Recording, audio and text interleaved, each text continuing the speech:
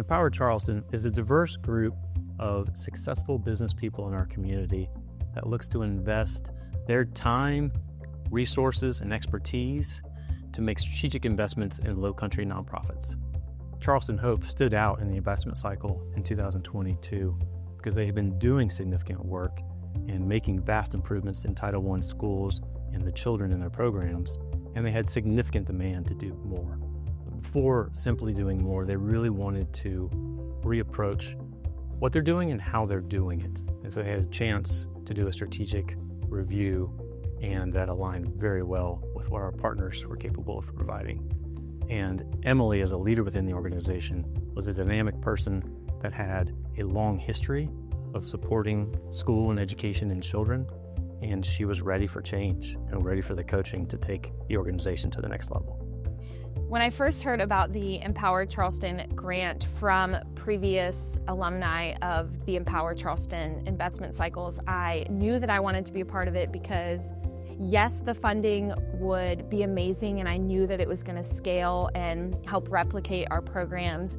But what excited me the most, and I remember sharing in my interview process, was the intellectual capital that you gain from the partners at Empower Charleston. We were at a crossroads at Charleston Hope of really just defining who we were and where we were going, and really solidifying the mission and the vision of Charleston Hope. And so I just shared with the Empower Charleston partners that is what we needed at Charleston Hope. We needed partners to come in and help us with a strategic plan, to help us define the mission and the vision, and really get us on the path that Charleston Hope was meant to be on, so that we could continue to scale and see greater impact here in Charleston. When I first got introduced to Charleston Hope, we knew that one of the areas they really wanted support in was strategic planning, and I had a lot of experience of that in my corporate roles. So one of my goals was to get them organized around developing a strategic plan.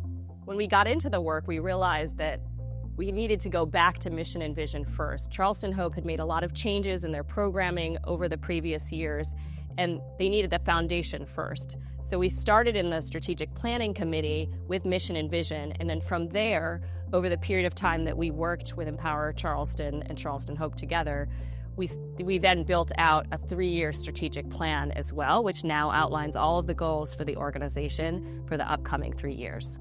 In addition to the strategic planning, one of the areas for opportunity was around board growth and development. So also during this time where Empower Charleston and Charleston Hope were working together, there were some shifts around bringing in a new board chair, bringing in additional new board members, especially with experience that aligned with the strategic plan and the needs of the organization as it had evolved. And so that was a big shift to start to bring a different level of support, infrastructure, and community to Charleston Hope as they continue to grow and evolve.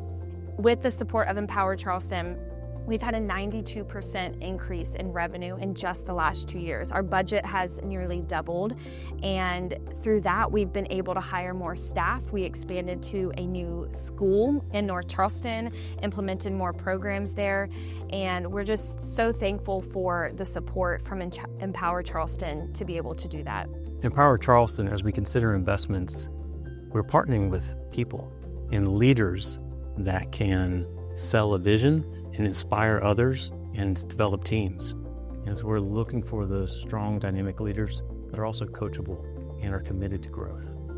If you are a founder or executive director thinking about applying for the Empower Charleston grant, my first piece of encouragement would be to do it.